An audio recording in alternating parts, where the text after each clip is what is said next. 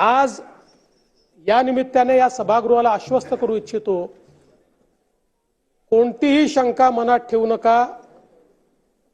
जी जी आश्वासनं आम्ही दिलेली आहेत, ज्या ज्या योजना आम्ही सुरू केलेल्या आहेत, एकही योजना आम्ही बंद होऊ देणार नाही। ज्या लाडक्या बहिणींनी महायुतीवर प्रेम दाखवलं, हे अधिवेशन संपल्याबरोबर डिसेंबर महिन्याचा हप्ता त्यांच्या खात्यामध्ये आम्ही टाकतो। आणि काहीच बदल नाहीये। नाना, मी या ठिकाणी स्पष्ट करू इच्छितो, कुठलेही नवीन निकष नाहीत। आता तर सगळ्यांनाच टाकतो, पण ॲपरंटली असं लक्षात येत आहे की काहींनी 4-4 खाती उघडलेली आहेत। जसं समाजामध्ये चांगल्या प्रवृत्ती असतात, त्याच्या काही वाईट प्रवृत्ती असतात। एखादी योजना जर चुकीच्या पद्धतीने कोणी वापरत असेल तर जनतेचा पैसा आहे, तुमची आमची सगळ्यांची जबाबदारी आहे की तो योग्य प्रकारे गेला पाहिजे।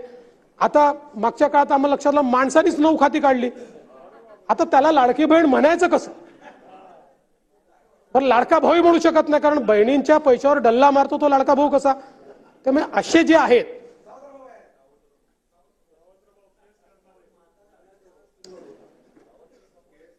त्यामुळे शेतकऱ्यांच्या संदर्भात आम्ही दिलेली आश्वासनं असतील, युवांच्या संदर्भात दिलेली आश्वासनं असतील, ज्येष्ठांच्या संदर्भात दिलेली आश्वासनं असतील, समाजातल्या वंचितांच्या संदर्भात दिलेली आश्वासनं असतील, ही सर्व आश्वासनं या ठिकाणी आम्ही पूर्ण करणारच आहोत। आमचे मित्र भास्करराव या ठिकाणी नाही,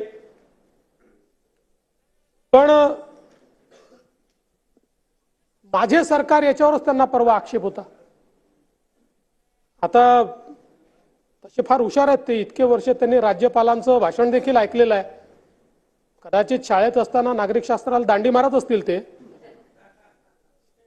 पण शासन जे चालतं हे मुख्यमंत्र्याच्या नावाने चालत नाही, शासन राज्यपालाच्या नावाने चालतं, आणि म्हणून ते माझं सरकार असतं।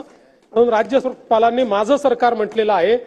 तथापि माझे मित्र भास्करराव नसल्यामुळे मी त्याच्यावर जास्त या ठिकाणी बोलणार नाही।